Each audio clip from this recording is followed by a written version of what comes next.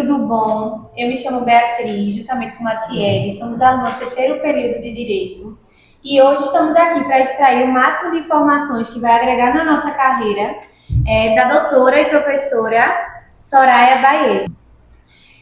Fique à vontade, tá certo? Para se apresentar e falar um pouco sobre a sua história. Então, eu sou a professora Soraya Inês dos Santos Baie, né? Eu sou docente há 25 anos, né? E sou docente aqui da Univisa, vou completar ainda um ano.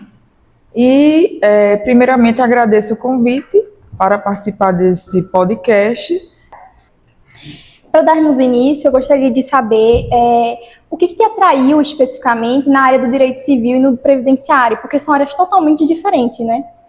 Então, eu sempre digo aos meus alunos que pensem, né, muito bem na área que vão escolher para atuar, porque isso é muito importante, né? É aquela coisa, quando você vai prestar o primeiro vestibular, né, a família quer que você seja médico, quer que você seja advogado, quer que você seja dentista. Mas o importante é sempre optar, né, pela área que gosta. Né? Então, assim, não, eu quero ser advogado, eu não quero ser médico. Né? E por aí sucessivamente. Então, eu faço muita analogia em relação à área do direito. Né? Primeiramente, ao buscar o exercício da advocacia, né, primeiro você tem que conhecer, né, e gostar. Né? É aquela primeira questão que você tem em sala de aula mesmo, né, que todo mundo sabe. Se você gosta muito de civil, normalmente não gosta de penal, mas se começa a gostar de penal, normalmente não gosta de civil, e assim sucessivamente. Via de regra é desta forma. E assim, começar a advocacia no que realmente você tiver aptidão, gostar, né, da área. Então, assim, de fato, direito civil e direito previdenciário são ramos, né, antagônicos. Mas eu comecei a minha advocacia no ramo do direito civil porque eu sempre me identifiquei, eu não gostava realmente da área penal, da área criminal.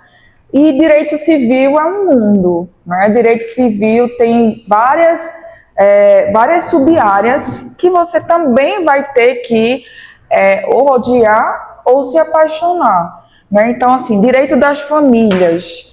Né? A advocacia no direito das famílias já é uma advocacia ampla, complexa, né? Diferentemente de você advogar na área de imobiliária, de propriedade, de posse. Então, dentro do direito civil também existem as especificidades.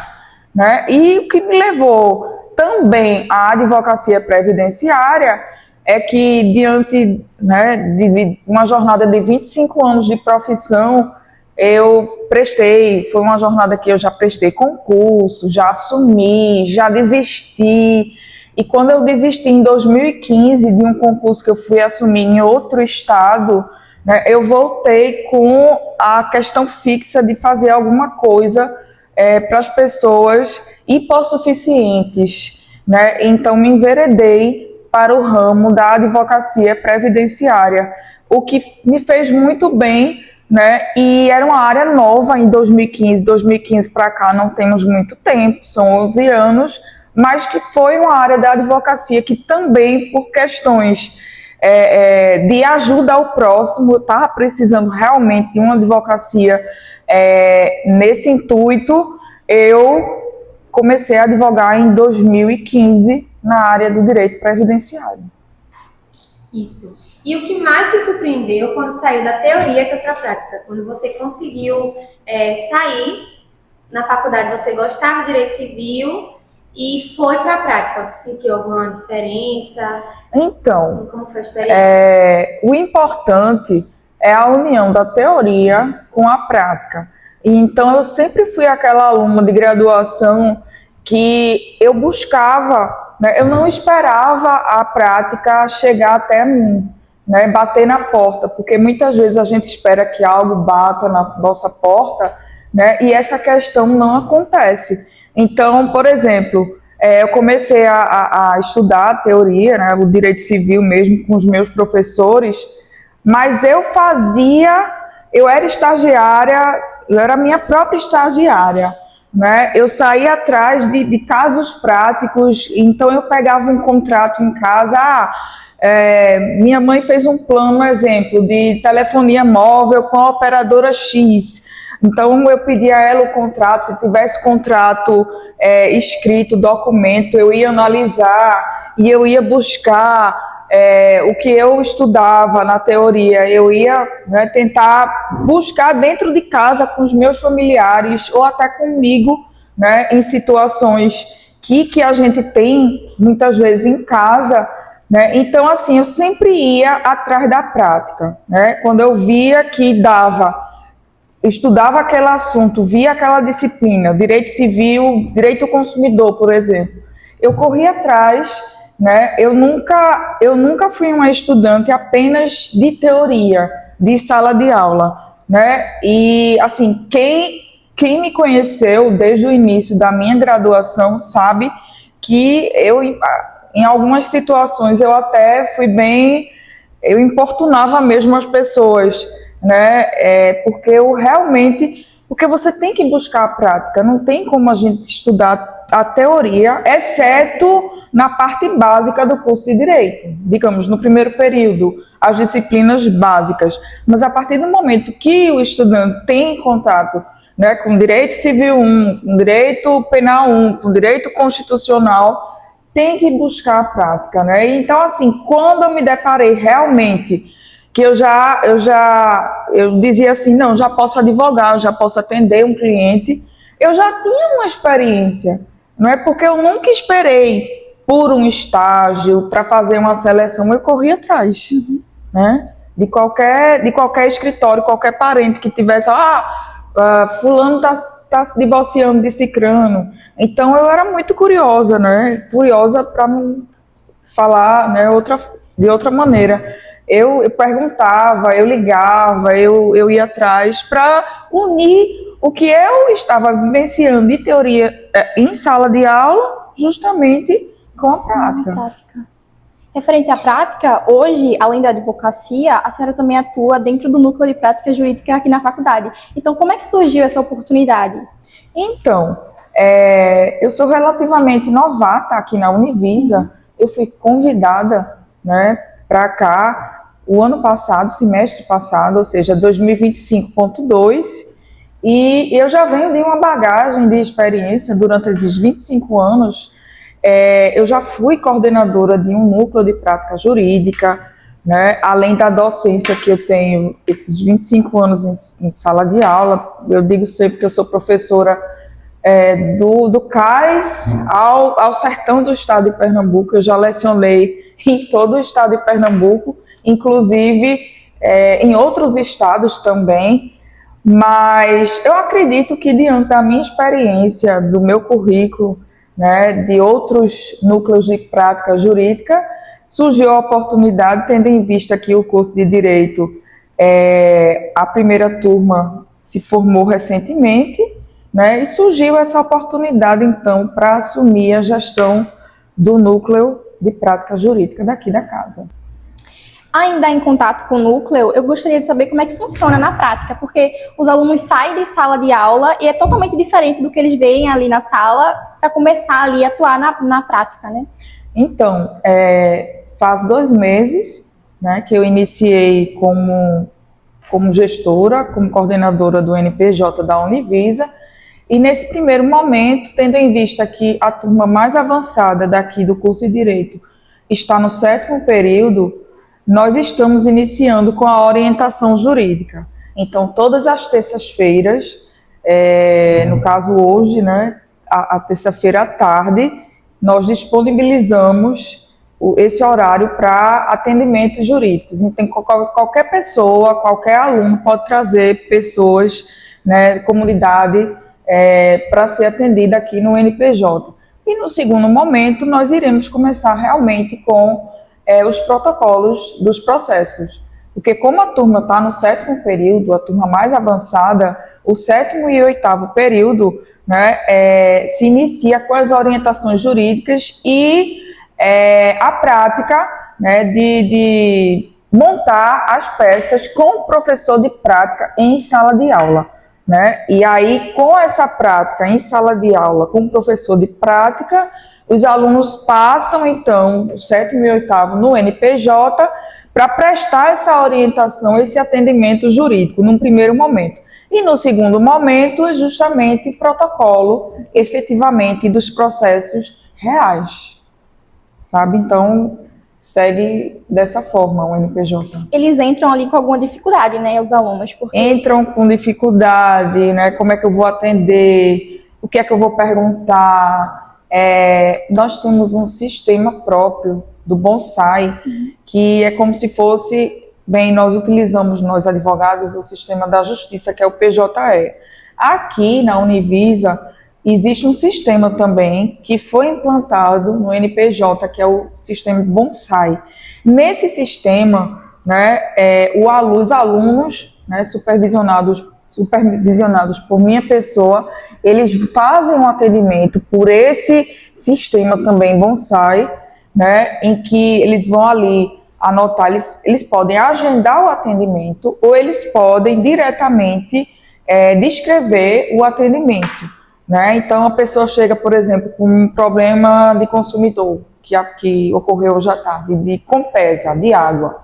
Né? Então, o aluno atende, eu estou, né, também, e aí o aluno atende, faz as anotações dos dados, como se ele fosse elaborar ali a própria petição inicial dos dados, a queixa, né, o fato pedido, qual é o problema na relação de consumo. A água está cortada, existe pagamento todos os meses, mas não existe o serviço de água pela Compesa. O que é que pode ser feito? Né? Onde é que está isso na lei? Qual o próximo passo? Então, realmente, as dúvidas existem, mas nós estamos ali supervisionando justamente nessa questão, né? Porque é diferente. Quando você estuda na sala de aula, né, nós docentes, a gente fala como é que ocorre na prática, mas é muito diferente você chegar com um problema e eu te ouvir e fazer aquelas anotações inicialmente ali. Então, os alunos fazem esse atendimento, né, essa orientação jurídica com a nossa supervisão. Né? As dúvidas são muitas, mas assim, existe uma quebra também a partir do momento que se inicia o estágio, né, já começa a aprender, já fica até uma coisa quase que automática, né, o que é que vai perguntar, de documentação o que é que precisa, e etc. Doutora, você acha que um conselho, na verdade, para dar para a nossa turma que está ainda mais um pouco verde no curso, a questão de estágio no começo do curso, é importante? É muito importante, né? Como eu falei há pouco, eu tiro pela minha pessoa, né?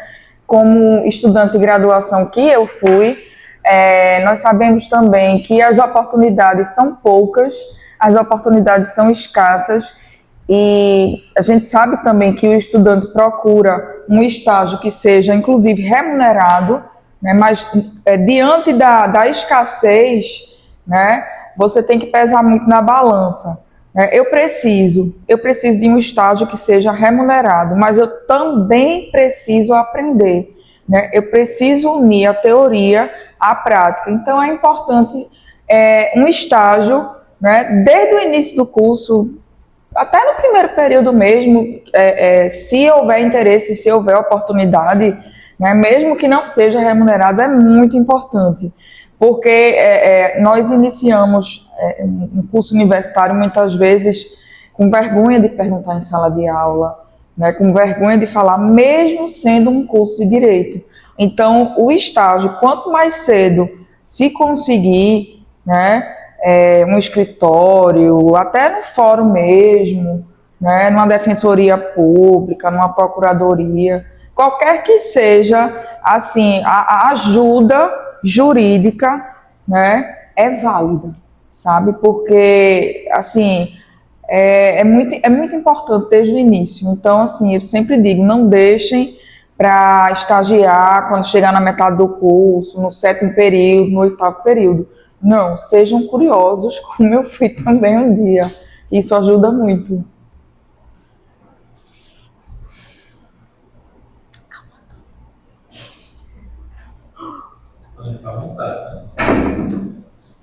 Eu tô falando muito rápido.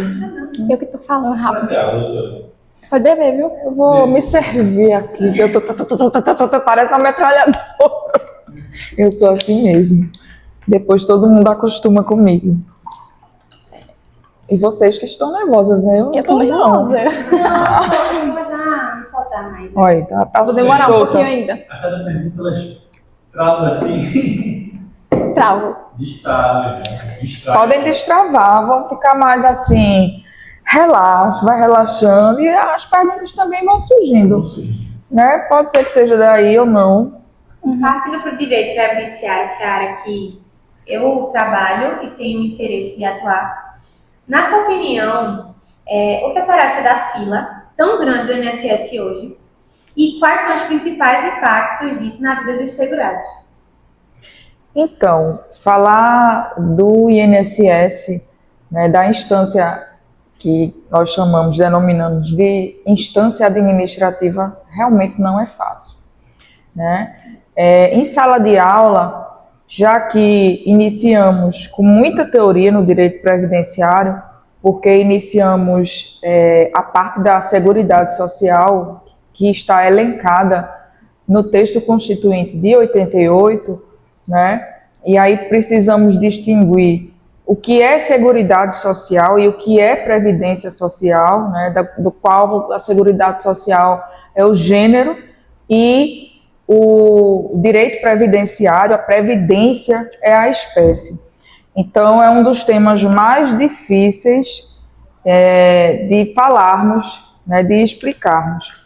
Mas que, trazendo a baila na prática, é uma questão que fica tão difícil de falar pelo simples fato de que estamos ali diante de um órgão federal da União, né? E que o INSS é um órgão que possui recursos. É um órgão que possui recursos. Porque, por exemplo, desde o início da minha vida profissional, né, eu contribuo com a Previdência Social. E a minha contribuição, né, eu sou segurada sim, né, sou dependente, sou segurada do INSS, mas eu não utilizo atualmente. Então, o que se recolhe, né, da minha contribuição é para justamente arcar, né, com os custos dos benefícios à aposentadoria de quem recebe atualmente. Então, assim, dizer que o órgão federal não possui recursos financeiros, isso não é verídico. O que existe, né, talvez seja uma questão de má administração, né, da Previdência, porque todo segurado que é segurado do INSS possui direitos de requerer um auxílio-doença, de requerer um auxílio-acidente, de requerer um benefício de prestação continuada, um LOAS, né? Então, o que existe na realidade não é que falta, né, recursos, é uma questão meramente administrativa, de administração, de gestão, né? Porque não existe as pessoas estarem há tantos meses, né, esperando o resultado de um benefício que, quando nós vamos analisar lá, junto ao órgão administrativo, está em análise, né? Então, assim, na minha opinião, o que existe é uma falta aí de administração, né? Sobretudo outras questões também, que não vale a pena a gente como é que eu posso dizer? Trazer à tona, porque a gente só pode falar do que a gente realmente pode comprovar, pode provar. Então, mas o que existe realmente é uma dificuldade muito grande que em 80%, 75% dos casos, 80% dos casos só se resolve na justiça, né, na Justiça Federal. Então, se nega no INSS, nas vias administrativas, é muito negado, né, o requerimento do dependente do segurado do INSS quando ele vai requerer algum dos benefícios, né? Então, assim, o que não pode é o segurado, é o brasileiro sofrer nas filas, em esperas, quando os seus pedidos estão sempre em análise, a grande maioria, né? E, enfim, não existe, as pessoas têm que prestar atenção no que anda acontecendo, né, no nosso Mas país. você acha que os critérios da miserabilidade do BPC Loas, do benefício de prestação continuada, realmente condiz com a realidade do país que a gente vive? Olha, os requisitos para a concessão de um BPC Loas, eles podem ser até condizentes, né? Mas o fato é que pessoas conseguem receber, né, comprovando os mesmos requisitos que outras, cujos benefícios são negados também. Então, não é que os requisitos do benefício BPC Loas, eles não são condizentes com a realidade do nosso país.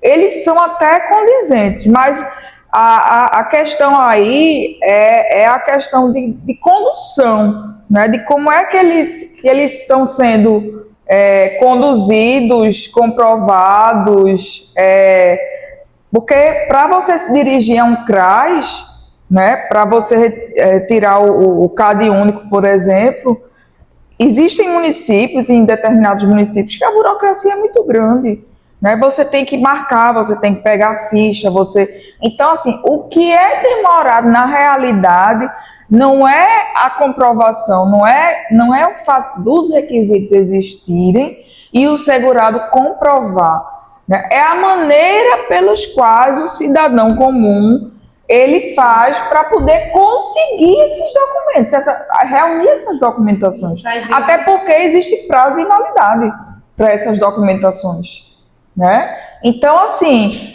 é um cerceamento desde o momento que a pessoa lá, o cidadão brasileiro, vai requerer o documento para poder comprovar. Então, já começa daí, né? E que muitas vezes aquele documento ali pode até não retratar a realidade fática atual da pessoa, da vida da pessoa, do segurado, entende? O fato não são os requisitos, né, os que exigem, o que a lei exige. Burocracia. É a burocracia, exatamente. É a questão da efetividade. Que a gente consegue cadastrar um único laudo de silêncio, pelo fato da burocracia Exatamente. de conseguir. Isso aí. Isso. Em relação à contribuição, tem a possibilidade do cliente ele contribuir vários anos com o INSS e ele ainda ter dificuldade de se aposentar. E caso tenha essa dificuldade, porque muita gente, quando o INSS nega a aposentadoria,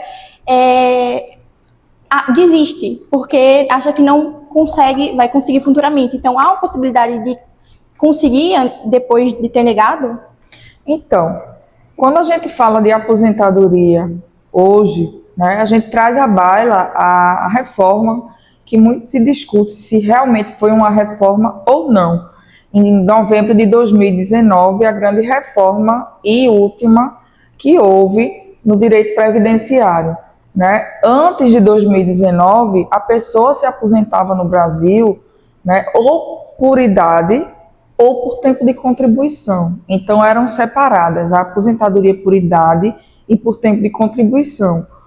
Hoje, que eu digo nos dias de hoje, depois de 2 de novembro de 2019, houve uma soma da idade com o tempo de contribuição, que a gente tem uma pontuação.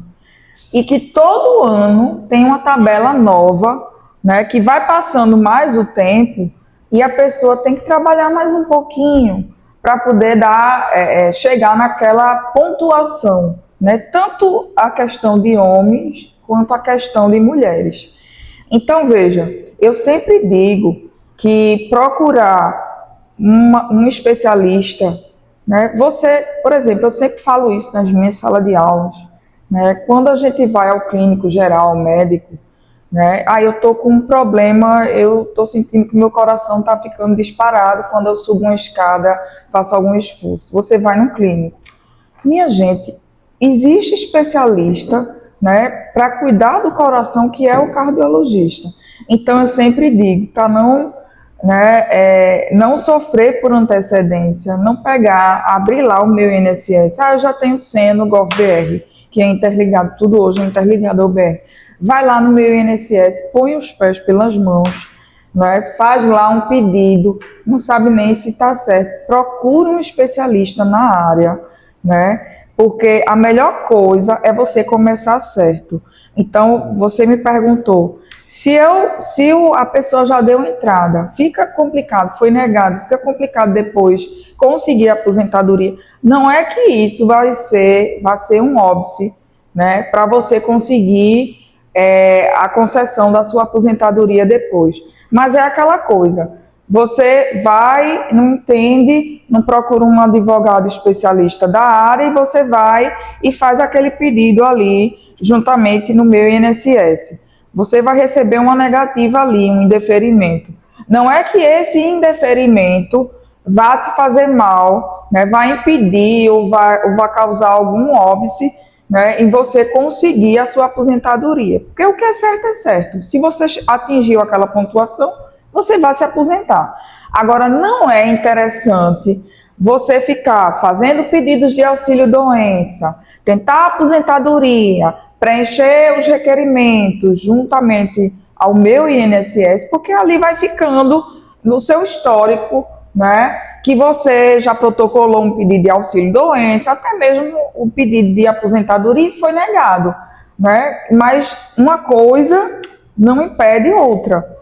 Né? Mas não é interessante o segurado ficar fazendo, ou o dependente, ficar fazendo, né, preenchendo requerimentos sem um motivo, ou sem os documentos, ou sem a época propícia. Porque antes mesmo de nós darmos entrada, solicitarmos uma aposentadoria, a gente faz um cálculo. Então, é interessante consultar uma pessoa da área para fazer esse cálculo. Justamente o apoio jurídico serve para peticionar do jeito que o servidor peticionar e entender. Perfeito. Vamos conversar aqui um pouquinho agora sobre direito civil. Hoje em dia, as pessoas elas se sentem muito livres nas redes sociais. É uma coisa que a gente vê no dia a dia. Se sentem livres para digitar o que quer, expor sua opinião. Então, você acha que elas têm noção ali do que elas estão correndo risco? Porque muitas vezes falar uma opinião que não é certa pode acabar prejudicando a pessoa, né?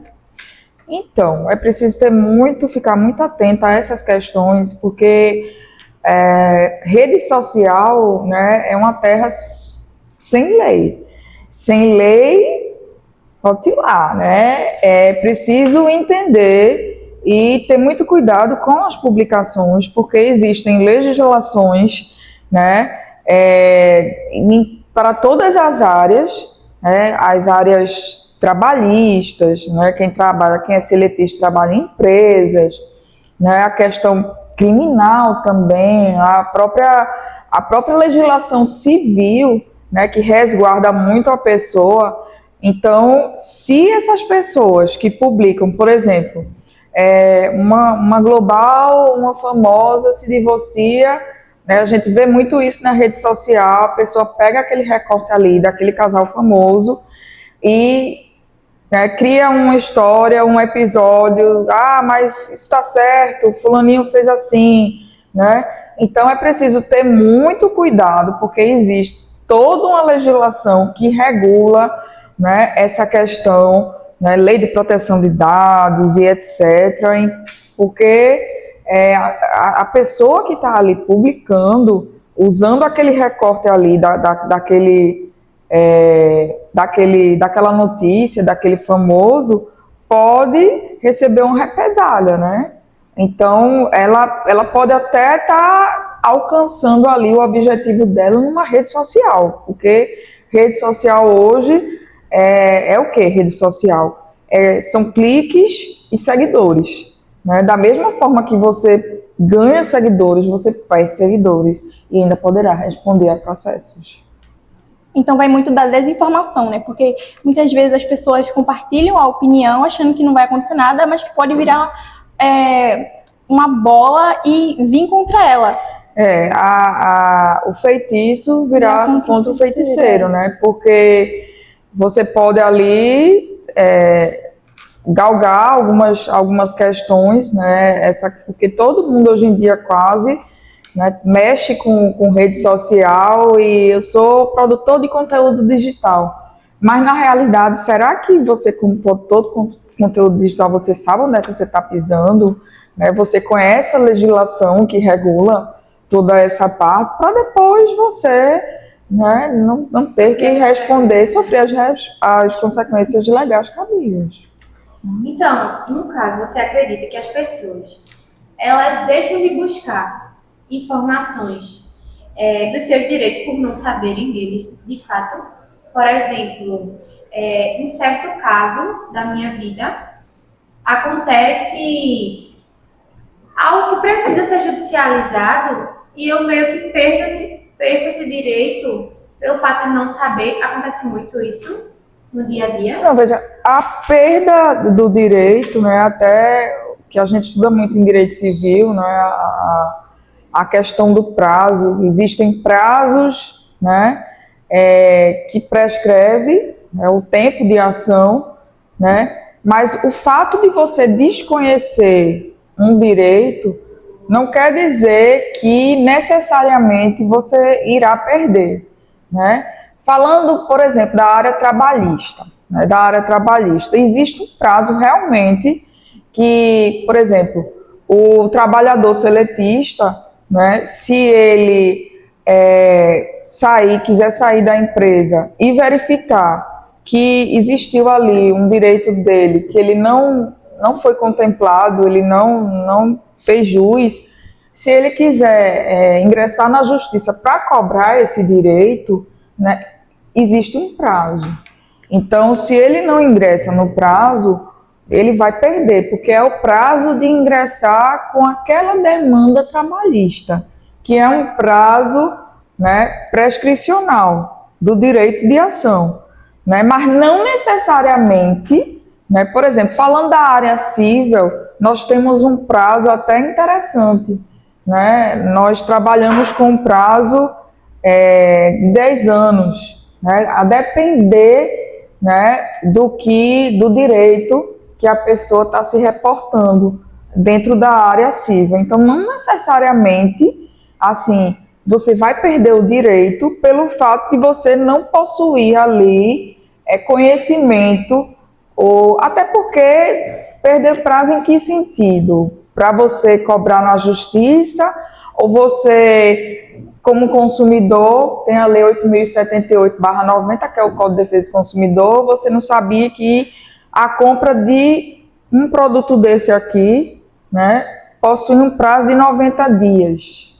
Se esse produto, essa taça aqui de vidro, está rachada aqui, você, pela lei, você tem um prazo de 90 dias para trocar, porque está trincado aqui, mas pode ser que estou manuseando aqui, se eu manusear por muitas semanas, esse objeto aqui pode vir a ser quebrado com o manuseio. Então, assim, vai depender muito, né, da área do direito que a gente pensar que pode perder pelo fato de desconhecer. Por exemplo, em uma discussão, houve calúnia e difamação grave assim, e por um tempo uma pessoa era desinformada e começou a cursar direito. E essa pessoa começou a ter informação da legislação em si. E passaram-se os 10 anos dessa confusão grave. Ela não pode recorrer na justiça? Então, como eu não atuo nessa área, né, de difamação, de calúnia, é a área criminal, mas realmente, para esses tipos penais, existe um prazo decadencial, né, de reclamar, de prestar queixa lá, né, e gerar um processo. Aí, nesse caso, realmente vai ficar prejudicado aí, né, essa pessoa correr atrás, né, das pessoas causadoras de um possível dano, porque que seja inclusive um dano na área civil, mas primeiro tem que ser apurado o fato na área criminal para poder então requerer a indenização na parte civil, do direito civil. Englobando um pouquinho do direito trabalhista, eu arrisco dizer que o direito trabalhista é uma das áreas que mais demora o processo acontecer, andar, porque quando entra com o processo, demora para comprovar se realmente aquilo aconteceu. Então, caso o demandado ele tenha o seu pedido negado pela justiça, ele tem a opção de entrar com recurso, correto? Sim. Então,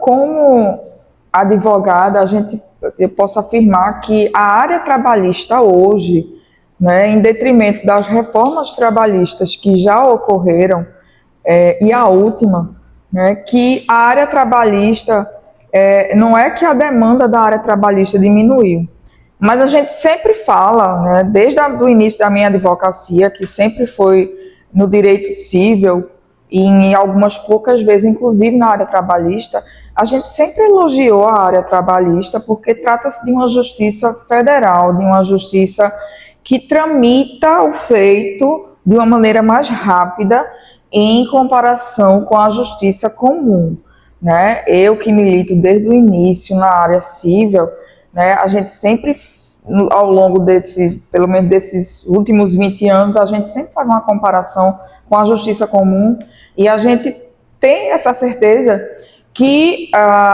os dissídios, né, as reclamações trabalhistas, os processos, eles tramitam de uma maneira mais rápida, né, do que a justiça comum. Mas, assim, essa questão, né, de reclamações trabalhistas, né, quando a empresa perde, né, ou o reclamante, o reclamado é a empresa, o reclamante, né, ambos podem recorrer, né, para o Tribunal do Trabalho, né, e aí não seria seria um recurso ordinário, não seria apelação, porque na justiça comum é apelação, na justiça trabalhista é RO, é recurso ordinário. Ambas as partes podem, né, tanto quem foi demandado, a empresa, como você perguntou, como também o reclamante, que é muito difícil quando a gente pensa em justiça do trabalho, o reclamante perder, mas existem, né, situações em que o reclamante ele pode perder, e mesmo assim existe a possibilidade dele interpor recurso ordinário, certo? Também. Professora, em relação ao AB, tem muitos alunos que têm dúvida quando começar a estudar, porque eu mesmo no terceiro período já vou começar a estudar agora porque já me ajuda no futuro. Mas como é que seria essa preparação? Então, falando de OAB é o retrato dos 5 anos do curso de Direito. Então, hoje, né, o professor, o docente, né, eu como docente aqui da Univisa, já entra no meu conteúdo, no meu plano de aula, resoluções de questões para a OAB. Então, não existe, assim, hoje, um curso de Direito que não trate da OAB, que não, como esse aqui, como normalmente cai na OAB, se esse tema aqui, se esse assunto é explorado ou não. Acredito que não exista, né? Então, como a OAB é o retrato dos 5 anos do curso de Direito, então, se você acompanha as disciplinas a cada período, né? Estuda, acompanha direitinho, mas eu digo acompanhando e estudando, né? Dificilmente você não vai lograr êxito na prova da OAB, né? Ou até mesmo quando você adianta essa prova, você resolve tentar a OAB no 8º período, no 9º período, né?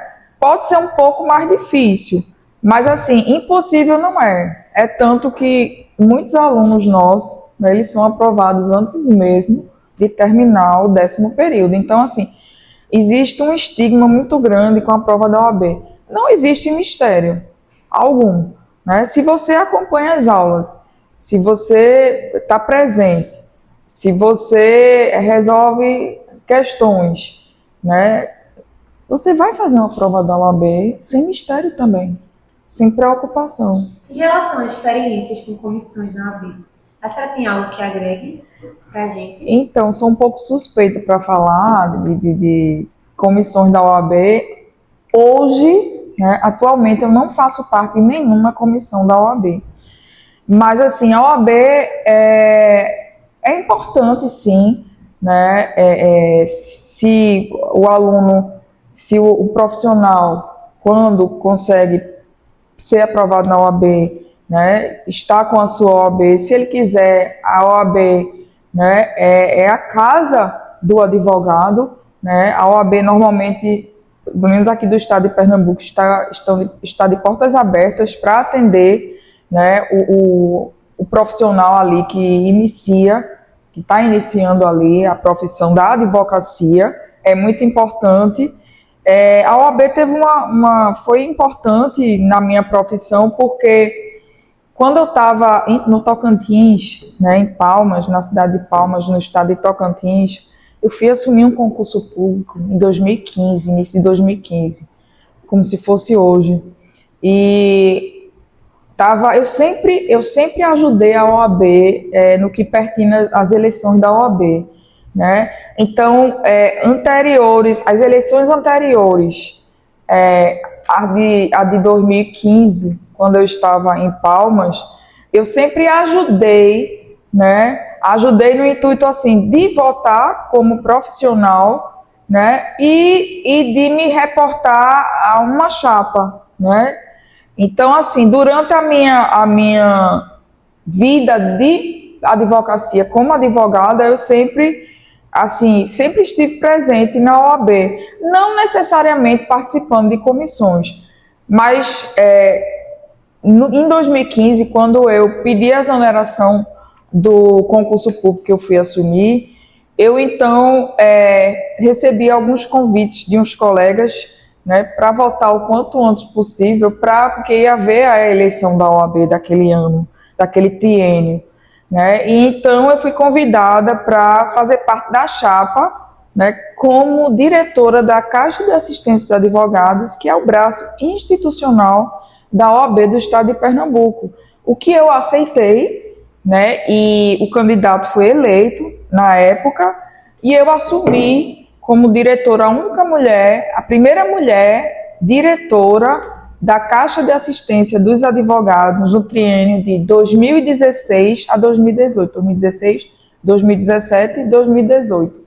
Então, nessa época também, eu fiz um concurso para a autarquia do município de Salgueiro, no sertão do estado de Pernambuco. Passei, logrei êxito em primeiro lugar para a disciplina lecionada, disciplina de Direito Empresarial, e juntei o útil ao agradável. Como eu estava lá no sertão do estado, né, eu, como diretora da CAAP, também eu pude ajudar a OAB do sertão do estado de Pernambuco. Então, tinha atuação em Serra Talhada, em Salgueiro, em Oricuri, Araripina, Petrolina. Então, foi muito importante porque eu acredito que eu tenha contribuído com a advocacia pernambucana nesse triênio de 2016 a 2018. Mas também já participei, né, já fui secretária da Comissão de Direitos Humanos da OAB estadual, também de outras comissões. É muito importante porque tem muitas pessoas que acham que a OAB, assim, ela é um órgão só que regula a atividade e ponto. Não. A OAB, como eu falei há pouco, a OAB ela é uma instituição, né, que apoia, né, que se você se sentir um pouco perdido, um pouco desamparada no início da sua carreira de advocacia, a OAB pode te ajudar muito, sim, sabe? E eu não, assim,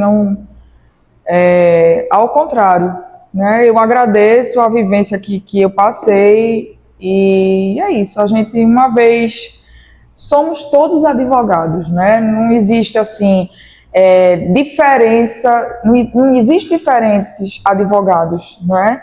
E a OAB é a nossa casa, a casa de todos. Ainda falando sobre a OAB ela tem duas etapas, né? A primeira etapa, 80 questões. A prova da OAB. Isso, para 80 questões. Passei, respondi, acertei 40, passei. Vou me preparar para a segunda etapa. Muita gente fica, qual escolher? Porque tem que escolher uma para fazer a segunda etapa, né? Então, eu escolho uma que eu mais sou boa na faculdade ou uma que tem menos peças? Então, o interessante seria você escolher para prestar a segunda etapa da prova da ordem, né, uma área que você gosta, que você tem aptidão, porque normalmente a área que você gosta é que você estuda mais, você exercita mais, mas não necessariamente a realidade é essa. Eu, por exemplo, nunca tive muita simpatia pela área penal, né? No entanto, a minha prova, eu prestei prova para a OAB para a área de penal. Para a área de penal e fui muito bem. Eu me recordo que foi até uma apelação a minha prova de direito penal. Mas assim, como é isso? Porque também tem aquela questão hoje, né, que os alunos procuram muito, os formandos procuram muito a disciplina que, assim, é mais tranquila, né, porque como é uma prova escrita, a segunda etapa, mais tranquila, uma área que tem menos recursos, uma área que talvez seja mais objetiva, assim, de elucidar, de ler a questão não, aqui dessa forma a peça é essa. Então, normalmente as áreas que são mais escolhidas é a trabalhista e a penal, né? Mas assim, o ideal, né, é escolher uma área que você gosta, até porque presume que você estudou durante o curso mais, ou que estuda mais aquela área. Mas não necessariamente tenha que ser a área que você vai atuar na advocacia, né, que você gosta. Não, eu só tive, em toda a minha vida de advogada, 2 processos crimes. Eu fiz a prova, prestei a prova de segunda fase penal, só tive durante 25 anos de advocacia 2 processos penais. Então, relativo. E o direito tem esse lado bom, né, de escolher a advocacia ou concurso. Eu posso escolher o que eu quiser aqui. Então, é um lado bom. Até porque direito hoje está presente em todas as áreas, né? Você vai fazer uma prova de saúde, você vai se deparar com direito, sim. Não há disciplina lá que você vai prestar naquele concurso ali, vai ter alguma coisa relacionada a direito. Se não for direito exatamente, alguma disciplina relacionada a direito vai ter. Então, assim, direito hoje é tudo. Está em todas as áreas, né? Está presente em todas as áreas. Doutora, o que é a CAP? O significado da CAP é CAP, C-A-A-P, né, ou PE. Significa Caixa de Assistência dos Advogados de Pernambuco.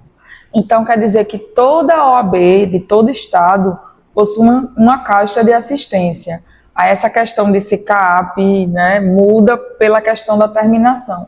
Mas é um órgão assistencial, né? É como um braço mesmo da OAB, que a Caixa de Assistência dos Advogados é responsável, né, pelos benefícios e serviços que são prestados a toda a advocacia, no caso aqui de Pernambuco, a toda a advocacia pernambucana. Então, quando vocês pensarem em ações, em serviços, plano de saúde, plano odontológico, os convênios, vacinação, tudo é responsabilidade desse braço assistencial da OAB, que é a Caixa de Assistência dos Advogados, né? Então, pensou em serviços, né, é a Caixa que é responsável para a prestação, para prestar os serviços a toda a advocacia do Estado. Eu vi que a senhora falou que prestou concurso público A senhora poderia me falar? Não, me falar não. Falar um pouco. Falar um pouco mais. Eu vi que a senhora falou que exerceu concurso público. A senhora poderia falar mais sobre a área do concurso que a senhora exerceu? Então, como eu falei desde o início desse podcast, eu sempre fui muito curiosa. E a minha curiosidade, o bom é que eu sempre fui uma aluna de graduação, então eu sempre procurei aprender questões de escritório, como é a vida do advogado. Eu fui estagiária também, eu fiz concurso para estagiário do TJPE, então eu passei por uma vara civil, eu passei por uma vara de fazenda e eu passei por uma vara penal, porque eu gostaria de entender, na época, como que era a atuação do servidor público, como magistrado, como Ministério Público. Então, passei por esses estágios também, né? Comecei minha vida profissional como professora, como docente e como advogada, mas sempre também pensando, né, que eu pudesse vir a ser uma defensora pública, uma magistrada, uma delegada, daí perseverar na questão de concursos públicos. Prestei alguns concursos públicos e fui aprovada no concurso em Palmas, em Tocantins, né, que é o concurso estadual da Defensoria Pública do Estado de Tocantins, né, do Estado de Tocantins, e fui tomar posse.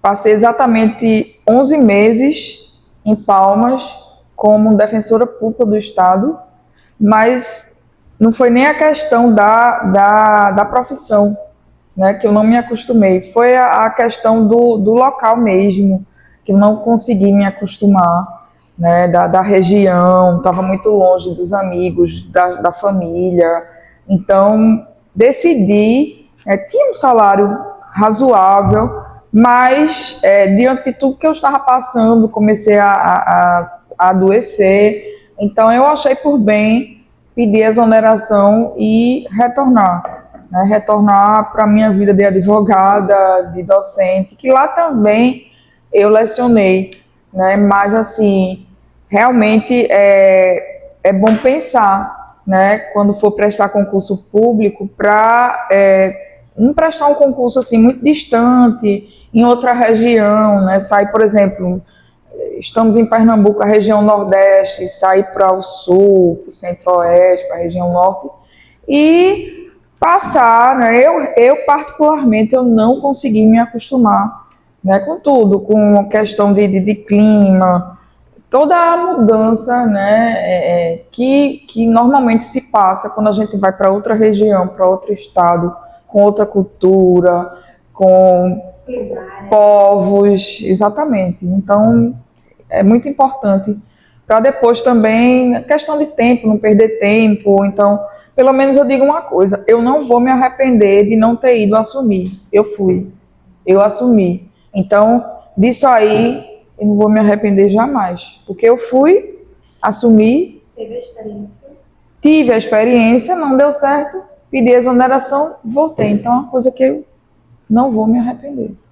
Mas é muito importante pensar, né, no ato da inscrição de um concurso público. Se realmente, primeiro, é a função que você quer, que você almeja, você sabe o que é que faz essa função, né? E depois, se realmente, se eu passar, se eu for aprovado, eu vou conseguir me acostumar, né? Eu vou ficar distante. São duas coisas a se pensar. Entende?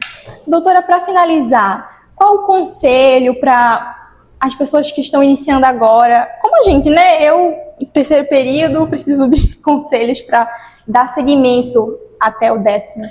O que eu posso dizer a vocês que estão no terceiro período ou quem está iniciando, os meus alunos do primeiro período, é que todos não desistam, né? Porque eu sempre pergunto no primeiro dia de aula o que trouxe cada um de vocês aqui. E eu escuto muito, é o meu sonho, sempre foi meu sonho. Pouco eu escuto assim, meu pai quer que eu seja advogado, quer que eu seja delegado, não é porque é meu sonho, eu sempre tive vontade de fazer. Então, se é sonho, vá em frente, não desista, né? Eu tenho até uma marca que eu uso, que é PPP, né? Que tem que ser persistente, porque às vezes você acha que exaurir um assunto, que você sabe demais daquele assunto, que estudou já, eu estudei por 5, 6 autores, 7 autores. Estude mais.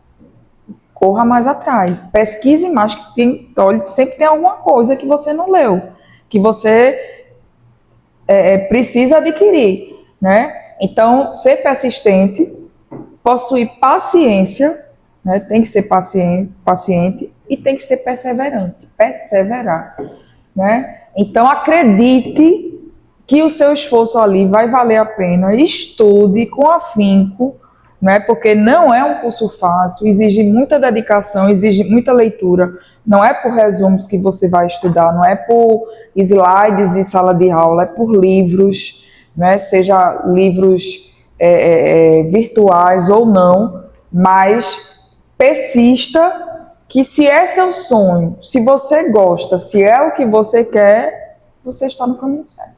Não, mas é isso, pessoal. Agradecemos a presença da doutora Soraya, que agregou muito nessa noite. Doutora, a senhora tem algo mais a acrescentar e agradecer? Imagina, eu que agradeço o convite de vocês, né, para estar aqui conversando de uma maneira tão agradável e dizer que vocês podem contar conosco, lá no Núcleo de Prática Jurídica, né, nas segundas, terças, quintas e sextas eu estou aqui na Univisa, né, e vocês podem me procurar, qualquer contribuição que vocês queiram, né, estou à disposição de todos. É isso, eu que agradeço.